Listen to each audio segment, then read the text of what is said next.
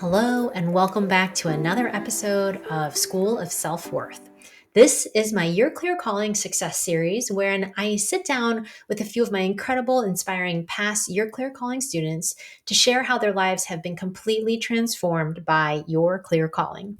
If you're not already familiar with my signature program, it breaks down the exact steps required to identify and live into your purpose. It helps you completely shift your relationship with yourself and with those whom you love within the span of 20 weeks. You won't recognize yourself from the first day of the program to the very last day. It is a wild ride and a total metamorphosis. Today, I am sitting down with coach and college professor Sarah Castle, who used YCC to get dream gigs at work, then leave her corporate job of 15 years for a full-time job as a college professor, land speaking gigs, and launch her own coaching business. And more importantly, to build a relationship of unbreakable trust with herself. As you're listening, if you're like, oh my God, I see myself in Sarah, this is exactly the kind of transformation I want for myself, you are in luck because your Clear Calling just opened for enrollment. It is your turn to create the life and the purpose you imagined for yourself. Doors close Tuesday, May 30th. So if you are all in, go to go.nicolesong.com/YCC to secure your spot in the May 2023 cohort. Again, that's go.nicolesong.com/YCC. Well, Sarah, it is so fun to have you here on School of Self Worth. Welcome. Hi, thank you for having me. I'm really excited to be here because this is a topic I've been working on for a long time. I know it's been such a journey. And, really, we're here as part of the alumni series for Your Clear Calling. And right before, we were talking about that time in your life when you took the course because you really had so many things going on. So I would love to start first, perhaps, with your self worth journey. And then we can talk about that time in your life where you were coming into your clear calling and really making a ton of transitions and change. But let's just get a little bit about you first so people can get a sense of what you're about and what you're up to these days. Okay. So for the self-worth journey, I can't help but go back to childhood, essentially, for this. So I grew up with a single mom who worked really hard, and a lot of what I was focused on was like, how do I build myself like a different life? How do I build my way out of this? How do I not have financial constraints? Like, how do I have more freedom around this where I saw my mom being worried a lot? And so I think a lot of decisions I made are grounded in how do I achieve? How do I accomplish things? How do I earn? How do I build this life? And so I kind of got into some really strong patterns around working hard.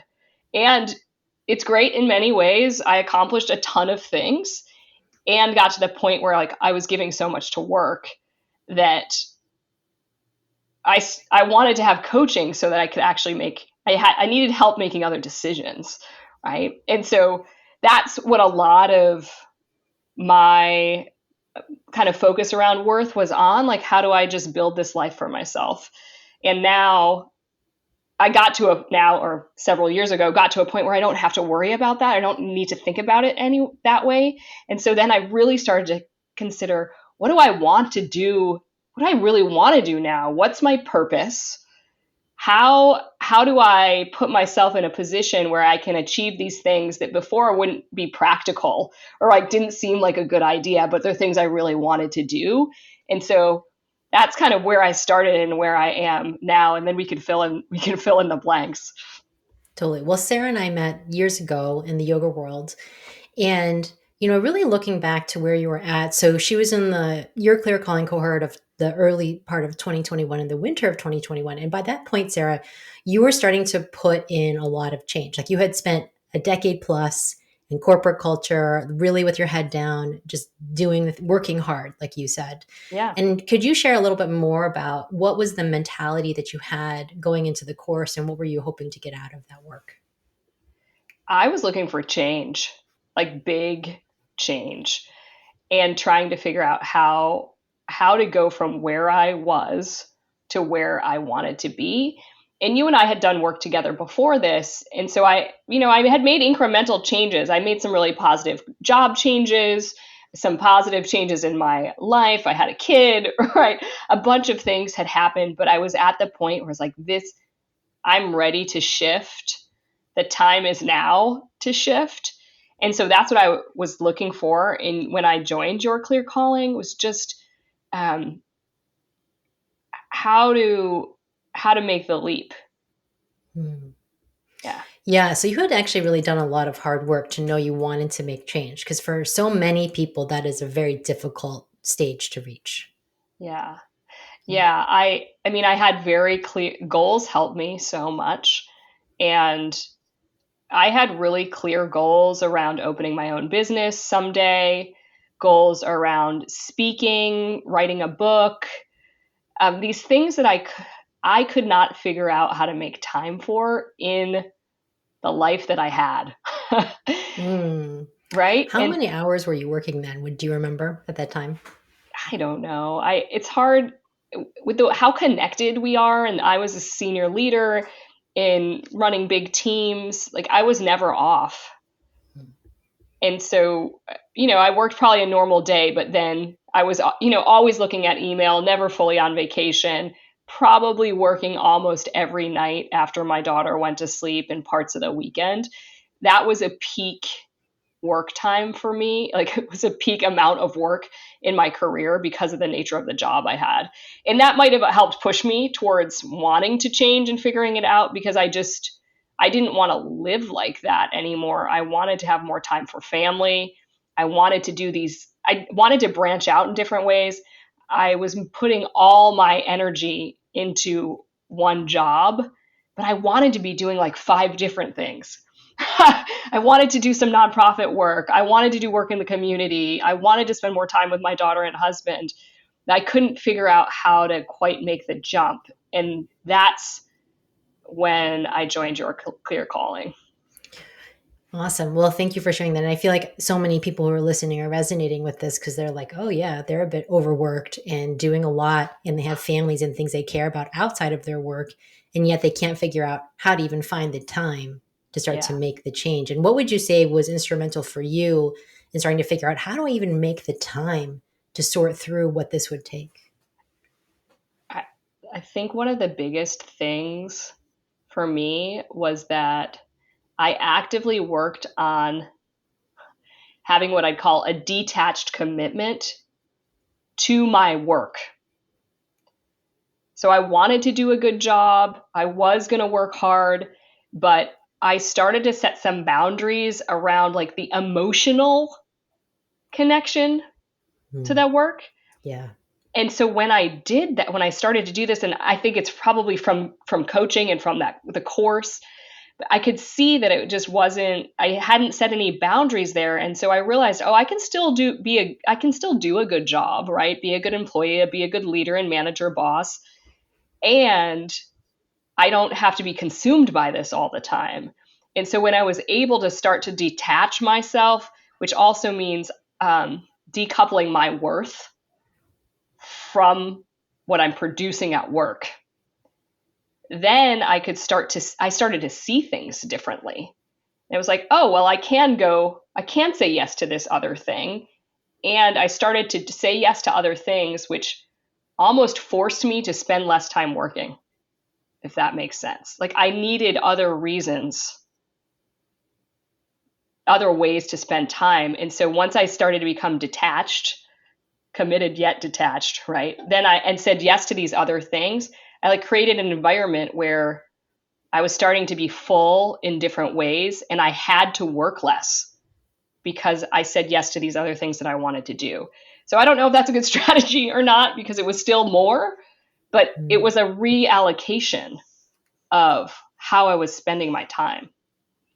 Yeah. Well, I like it because what happened is you started to go towards something, which you and Yes. I have talked about many times, right? How do you give yourself something to move towards? A lot of us spend a lot of time being like, well, I want to get away from something. I want to Yeah. be done with working so hard. I want to get away from my job. But then we get really directionless around this. And so you actually gave yourself things that were fun for you or exciting or and Yeah. interesting. Yeah. was like, oh, start working on a book. Awesome. So I started writing my draft outline on a vacation, right? And that was just like a fun project to have. And then started to do some nonprofit work after looking into the ones that were like closely tied to my heart or to what I really wanted to be spending time on. So you're right. I was doing things I had always wanted to do but hadn't ever done because I didn't think I had time. But I actually did have time. I just had to say no to work and set more boundaries there. Hmm. Well, what would you say in terms of the tools that you learn in your clear calling around that separation and decoupling of self worth from your Mm, work? Because that is such a journey for so many, especially women who are high achieving and work really hard and have these powerful jobs. yeah. What helped you in the course and then to start to actually do it in life? One of the things that helped me the most, and now and since I've done this now many times, is around setting a vision. Mhm. So going through the exercise of picturing where you want to be in 10 years, and you do that in a guided way that helps a lot. Just being able to um, listen in for what that could be and then work backwards and create goals for that. To me, that's life changing kind of work. And I used to be the person who, if someone asked me, oh, where do you want to be in 5 years? Like, oh, please don't ask me that question. Like, I hate that question because Totally. I didn't know. Like, I was just taking opportunities as as they came, which was good many times, and every now and then not so good. But I couldn't look forward for myself. And so with the tools around vision and goals, it actually made it really easy to look forward, and the power of knowing what you want. It's a kind of an exercise where you outline what are some key things you want. These like really simple things made it easy for me to start to see what I actually did want and then move towards it. Yeah, which brings us to a really important point is the action piece. And I find that is the thing that really stops a lot of people is saying, oh, okay, like there's something that I want and I'm going to bring that into the world. And for you, like what was that shift? Because you also too had some time where you knew you wanted to leave and you didn't do it for some period. So what kind of prompted that shift for you? Sometimes it's just timing. Like there was a period of time where I was ready to leave and make a big change, and then my husband got laid off. It's Mm. like, oh, this might not, right? And so all these practical things come come into play. Um, but I think the key for me is I was doing like little things over what ultimately was a long period of time. It took me a couple years, Mhm. but it was kind of like, oh, I'm gonna just I'm gonna get an LLC for my consulting business. I have no idea what that business is going to be about, but I'm just going to start this process, get a lawyer, get the LLC set up, and then see what happens. Or I'm just going to get these headshots taken, because we can win this in an auction, and it would be fun to have. And then I had headshots that then I could use for speaking events, and those speaking events started to come. And so what I found is with the actions, um, they could be really small, and then they just started to layer on. It's Mhm. like, oh, I got invited to speak. Oh, wonderful! I have a headshot for that, right? Or oh, I know now I want to be a coach. I have an LLC. Now I'm ready to start a coaching business. Or I bought domain names just randomly without knowing exactly what I was going to be doing in the future. I bought like 5 or 6 domain names with the idea that I would use them. And so these things, it's progress. And then they almost all ended up mattering or being helpful later, even though I didn't know what they were going to be for when I did them. Well, I love that you were taking aligned action that was very messy without attachment to the outcome. Yeah. And I was laughing when you were talking about detached commitment to work, because that's actually what I think about purpose, that we have to have in detached commitment to purpose, because that's actually what you were doing also with like the buying of 5 website domains, Yeah. Right. right? Right. I was like, okay, I knew I was gonna teach or coach or consult, but it was all grounded in I want to grow the leaders of the future. And Hmm. so what kinds of things would I need to do that? Oh, now maybe this or maybe that. And I think that one of the key things you can do is like start making these incremental changes, these small where you're putting yourself out there a little bit. Hmm. And then the other thing that led to a lot of action for me is I started telling people Ooh, about my yeah. vision and about my goals. Well, isn't And that that, scary, right? Because it makes it yeah, real. Yeah. yes, it does make it real. And it, so many things started to happen more quickly when I did that. Because then suddenly these opportunities came to me. Oh, I'd like to teach. Oh, why don't you come guest speak in my college class? Oh, okay. Oh, you did a great job on that. Why don't I introduce you to these other people? Right. And who then, I ended up teaching at being an adjunct at a different college. And so there's just things like that when you tell people about it, that it can accelerate, or it does accelerate your progress and your ability to take action because other people help you with the action. Yeah, or they can also be reminders when you're not, Yes. wouldn't you say? Right. And I'm remembering the time where your boss was holding you accountable at your job. Do you remember Oh, that? like I can't remember what. Well, I think, when you were telling her when it was time to go, she was basically Oh, like, yeah, of course, because she yeah. already knew. Yes. It was a male boss, and yes, Sorry, he yes. he totally did that. No, good memory. Because I had been talking about it. I knew I was going to work my way out. Hmm. Yeah. And well, that's interesting. Now I'm thinking I did it twice because I then took a different job, which freed up my time in a different way, and then I fully exited. So that was like a two putt step away. But in both cases, my bosses knew what I was after and why, Hmm. and they supported me in that. There was no, when it became time to actually leave or to change jobs, it's like, yeah, go do the thing you're most interested in. Or yeah, it's time to say goodbye to the company and go out on your own. Yeah. Yeah. Well, I'm curious because what was that self-worth journey then like for you? Because it's one thing to have the self-worth to tell everybody, and then for you to actually exit because you exited your company.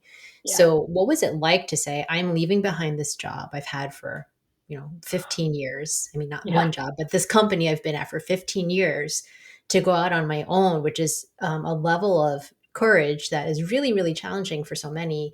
And I'm not saying that everyone has to do the pathway that Sarah took. And it was a really clear pathway for you that it was time for you to go. Yeah. Though it was not hard, which is surprising because people ask me that. They've asked me that a lot. I'm only not even a year out from this change. And so I still am connected with people I worked with before. And they often ask me, like, how is it? How did you miss it? Like, no, I don't. And the transition was totally fine.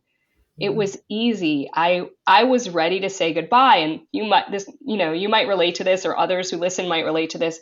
But sometimes you're just like, you just know you're done and you're ready to move on, and then you just do. Mhm. And so for me, I had been working on this. I knew what I wanted to do. I knew what my purpose was. I had been making these incremental changes. Suddenly all the pieces came together, even quick, more like earlier than I expected them to. And so when it was time to go, I just said goodbye. And I was fine, and I knew it would be okay. The biggest challenge for me was more the worth the wealth part of the equation, which was going from a really financially stable, privileged position to a lot less stable and earning significantly less. And so that's the part where I still practice and get tripped up on. But I gave myself time. I gave myself 2 years. I have a goal that I'll double my income in 2 years. And so I often have to remember that, recall that for myself, which is like, oh, I gave myself that time. But otherwise, it wasn't hard to say goodbye at all, Mhm. which Yeah. could be true for other people probably too, where you think it's going to be hard and it turns out it's actually not. Well, I feel like when we often have something that we know deep down, like this happens sometimes with conversations, people will have like difficult conversations and they will come to me and they say, I don't want to have this conversation with this person. I'm like, well, they know. They already know, right? When we're ready and something is, we think it's below the surface. This is true whether it's a work relationship or if it's your Mm, partner or anybody in your friendship. It's always percolating under there. And so we like to pretend like nobody knows or understands. But the truth is, like, your company knew, your people knew, everyone knew as much as you did that it was really time and you were ready to go. yeah. Yeah, I think that's true. No one was surprised, and it didn't make me a less good leader in my Mhm. last 1 year or 6 months. It just, in fact, there's probably elements where I was better at my job because of how I was showing up, how I had set boundaries, what I expected of my team members. Like there's some ways where I think I created actually a much better working environment as I was planning my exit, right? Or I knew that it would happen in the next year or however long. And so then when I did go, everyone was like, "Yeah, okay. You're right. You're meant to do this. Like go go make the most of it." I love that. And Yeah. then where would you say your clear calling came in? Because it ended before you exited, but it was definitely during that stretch. Like, where would you say, by the end of the course, I think it was March or so in Yeah. 2021, how it helped you mentally to really make those big pushes because you left a few months after that? So I don't know if I should like reveal this. I already knew that I was making one big career change. It happened before your clear calling ended. Um, and then, uh, so I had already said yes to something that then was 6 months away before I started the new thing. And Mhm. so that your clear calling just helped me get aligned to being able to say yes immediately. I just knew in my body, like the whole, like full body sensation. I got offered this opportunity. It's like, yep, I'm going to do that. And so your clear calling helped me get there. Um, and then I had set some additional goals around training for myself and kind of building the second arm of what my new career would be. And so it was after your clear calling. Like I didn't think it was going to work out actually. And this was to do coach training. I didn't think it Mm. was going to work out because I wasn't sure they were going to offer that training. And so then I still had a goal around going through some kind of coaching certification. And then after your clear calling ended, it turned out the company that I wanted to go through training with did end up offering. And so again, there I was prepared to say yes because I had spent time like thinking and listening in to what I really wanted to be doing. And so I think, sorry, this is a long way to say, your clear calling just helped me know what to say yes to. Mm. And when the opportunities came, I was clear and I just did it. Well, I love how you're showing everyone it can be really simple. But we go through a Now, lot to make it simple. It's like yeah, there's a lot of inner work and different pieces you have to go through to get to that point where you're like, oh, well, I know what to do. I'm not yeah, going to sit here and debate myself over yeah, the things I know that are right for me. yeah. Well, and I had been working on that for a long time. I keep this notebook of all the kind of like coaching and self development work that I do, and I found my first version of my goals, and it's Mm. from 2016. And I had a 5 year goal that I would teach either a college or a high school class. And it's so interesting. So 5 years would have been 2021. And then later I created more goals. Like this was an old artifact, but it's really interesting that then I created other goals that were kind of like that. And actually, before 2021, I was teaching a college class. And so a bunch of this had been percolating and had come out in different goals, and maybe I'd been moving towards it. But it didn't become a major career shift until some years in when I realized, oh, I love this. I know I'm meant to do this. And then I was in a position to be able to make it my work. That's amazing. Well, I love how when we were, so Sarah and I have had a couple of rounds of work before. And when we were setting goals once, you said, well, I want to be really careful what I write down because they come true. Yeah, it's Right? true. Yeah. Almost all of them have come true. And I work at it. Hmm. And so sometimes things happen where I'm not I've told someone and they're working on it for me. It's Hmm. not like I'm looking at my goals every week and saying, oh, like, what did I say I was going to do in April 2023 or, October 2023? But I will go look at them, let's say at least twice a year or 3 times a year. And I'll be like, oh, that's done or that happened. And so there's something by doing the work. And I think like your clear calling helps with this. It's in you, like, it's already in your mind, right? Or Hmm. and so you're probably doing work on it without realizing that you are. Yeah. Well, I was going to say that is actually what we do in your clear calling is we do goals, but we don't do goals in like, and no offense to the corporate side, but the corporate way where you have like your Q1, Q2 goals or whatever it is that you're Yeah. working on. These are really like we spend the time and the equivalent is like you're really say you like are wanting to decorate your house. You would really go like really basic. Like you'd get your palette first. And if you're like a Pinterest person, you'd make a vision board and you really look at all the pieces and you make sure you're super aligned on everything. And then you set the goals. A lot of times, what people do, I think, is they just kind of like grab bag, like, oh, well, that person said that. And I used to be like this too. Like a lot of my goals just landed in my lap. Someone told me journalism seems cool. So I said, great. And then I became a journalist for 10 years, right? And whereas your clear calling is much more intentional about what is the correct fit for you, which is to me much more the definition of what purpose is. Yeah. I can see that too. And you learn to listen to yourself.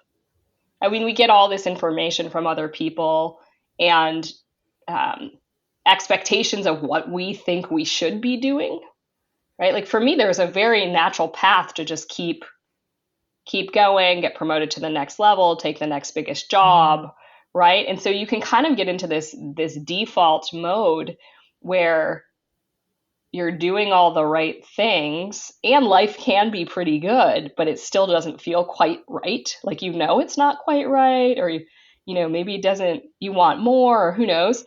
And so spending the time to be really specific about what it is you actually want is really helpful. And then you'll develop goals that will get you somewhere where you want to be and kind of remove the influence of expectations that others might have on you. I'm curious for you when you said that something came up for me where you said, you feel like something is not quite right. And when that happens, and you've never said this specifically, I've heard this from other people where they might feel guilty about it or they feel like they shouldn't get to because they're in such a privileged position because they have these big jobs where they make a lot of money. Who am Yeah. I to like give up that kind of stuff? And what was your experience like trying to say sort through that? Like saying, no, no, no, no, I, Sarah, get to go after something different. So I had many points throughout my corporate career, where I felt like I lost my mojo, like my essence, Mm. because I was like working on cool things that were innovative and it was fun a lot of the time, but not always. And so I had lots of moments where I was like, oh, this isn't quite me. Mm. And other people might have recognized or feel this too, but sometimes we just ignore that and maybe ignore that for long periods of time. And so what I practiced, because all of this is actually practicing. It's like we have to learn how to practice all this stuff to like stick to what we really do want. I just practiced um, I practiced knowing what I wanted and what I liked and what made me feel good. Mhm. so that when it came along, I could say yes to it. I'm not sure if this answers your question really, but I just think there's something there about tuning in more frequently and regularly around what you uh, intuitively what you know you're meant to be doing, or what you're into, or what gives you energy. I guess that's what I would say. I was becoming really clear on what gave me energy and what didn't, Mm. and then started to make decisions based off that. And you didn't say it this way. And I heard there's just more to life than what you Uh, were doing for what you wanted, right? There yeah. was just more for you to do that you were done doing the things you had done. And it was time Yes. for you to do something different. Yes. I definitely had even certain jobs before I made the big shift that I did recently, just knowing that like it wasn't enough, or I was meant to do more. Um, and sometimes it just took me a little too long to realize that, or maybe I waited too long. And now I'm better at not waiting as long. I think that's the practice, is being able to say, oh, nope, not, I'm going to say no to this or yes to that. And how do you get sharper on doing that more quickly? Yeah, because that's the muscle you get stronger at, right? Yeah. You act faster on the Yeah. things that you know to do instead of Yeah. staring at it for a while. Because we like Yeah. to do that. We like to stare at it like a piece of art on the wall. You're just going to look at it instead of saying, "Okay, it's time to go." Yeah. But we can also get handcuffed to things. Like I was definitely had financial handcuffs in some ways, and that was probably the biggest or the hardest thing for me to rationalize. Mm, um, but still, there's some level of bravery you just need to have to make change, and mm. then trust that you'll figure it out. Yeah. And if not, then you can go back, or you can do whatever. There's so many options. Well, that's what I love what you're sharing is that there are so many options. We get into this idea that the only way that wealth and abundance comes is through the paycheck you get every 2 weeks Yeah. from your job, right? Yeah. Versus realizing there's so many different ways you can live in this world and then contribute because you're living in these other ways in the world. Yeah. Yeah, I agree with that, and I see that more and more every day. But I was taking a very conservative route in my life, and that didn't really line up with how spontaneous I wanted to be, right? Or the Mm, level of risk taking I actually would prefer to take. And so at some point, I through the work with you and your clear calling and other work that I did over now some years, was just starting to trust myself more, mhm. and be, like I was saying before, be ready to say yes to things that were going to be different than what I had been, building up for myself over 10 or 15 years. Well, that's why I call it unbreakable trust in your clear calling because it really is that. Like, how do you learn to do it that you can lead your life and really trust yourself to do it? And you're not asking everyone else, including me, that you know how to do it yourself. Right. But there's a community in all of it, Hmm. right? And so, but goes back to talking to people, sharing what you want to be doing with others. So I think, and I'm like, wow, there's so many people who helped me get to where I am now. And some were little small things, and others were much larger, but it's a community. And now it's interesting, the world that I exist in, which includes a bunch of female entrepreneurs, coaches, just very different communities than I was in. Man, I learn so much every day, and I am like continually in awe by how brave people are and how much courage people have to like go out on their own or do something different or try something new. And so even being in that environment with that community, those communities, makes me more brave too for whatever my next things are going to be. Absolutely. Well, I'm curious, can you share with everyone some of the results you've had since the course? So, since that spring of 2021, what has happened in your life? I There's a lot of things, a lot of things. I'll try to think of the biggest ones. But one, I left a job that I really didn't like, that I was talking myself into regularly. Like, oh, I'm in this job so I can learn these things. And I would have to tell myself that like every week, I'm in this job so I can learn this thing. And okay, I'm learning it, or I'm getting promoted. And so I left a job like that that was consuming in many ways. And I moved into a job that I loved. Okay, that was like step one. I loved, and it was good work with a good team, and I was building again, and it was innovative. And then I got offered to teach full time. And so even though I was in a job I loved, I knew that I was meant to teach. And so I said yes to a full time teaching job. And now I teach entrepreneurship at a college. And I launched my own business. So I opened my own coaching and consulting business. I spend more time with my family. I have been on multiple trips across the US and the world. I've rekindled friendships that I didn't put enough time into for a period of time. And I've been able to just like reignite some of those where I had just, I had let it go. And similarly with family, I have stronger relationships with family members because I'm putting time into the communicating differently. I ask different questions. So there's so many things about my day-to-day life and really big, really big shifts. So powerful. Well, I love what you're sharing is both personal and professional, because sometimes we come into these things for professional reasons, and then so much of the benefit is actually really personal. Yeah, that's true. I mean, often I talk about career the most because that has been my focus, and I'm still very career oriented. But when I did those visioning exercises that we were talking about before, almost every vision exercise that I did was actually about my family. Mm-hmm. And so I would, be in these scenarios where I was spending a certain amount of time with my daughter, right? Or I could go to her performances or games or whatever it was in the afternoon. And I was like, well, what kind of job would I need to have to make that possible? And so a lot of my visions were grounded in spending my time differently than how I was. And it's about health, it's about like personal life and relationships, and about career. Even though I tend to lean towards the career, it's all completely integrated. Yeah. Awesome. Yeah. And then what would you say as your tangible tip actually is, if anyone is struggling with the idea of it or investing in themselves to be in this course, what would you tell them?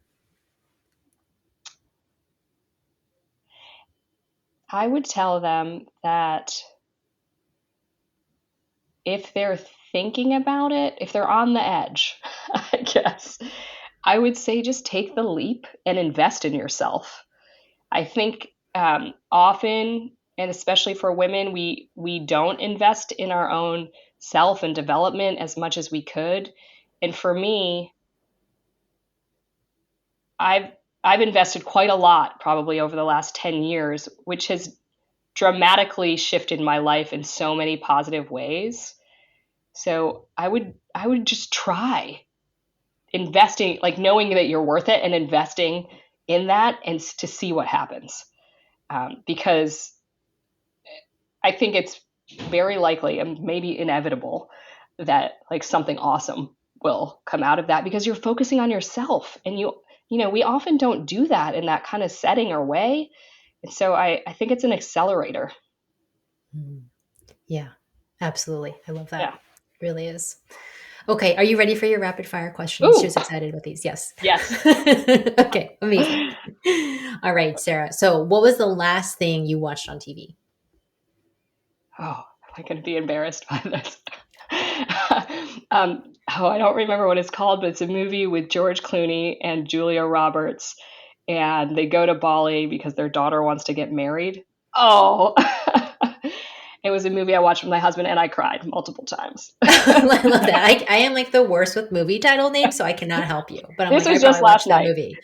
I'm sure I've watched that movie. Oh, is it the brand new one? Yes. Oh, okay. I don't know the name of it at all, but I'm I glad don't to know it's either. a tearjerker. Maybe I'll watch But it soon. any romantic comedy leads to crying for me. I am a real sucker for love stories. I So, am too. I'm a total romantic comedy generation. I'm sad they don't make them as much as they used to. yeah. Okay. What is on your nightstand? I have uh, 3 or 4 books right now on my nightstand. So I have the one I'm reading and then the ones that are next up. Hmm. I'm reading a book called um, Raising White Kids, which is Hmm. about just how to think about racial equity as a parent.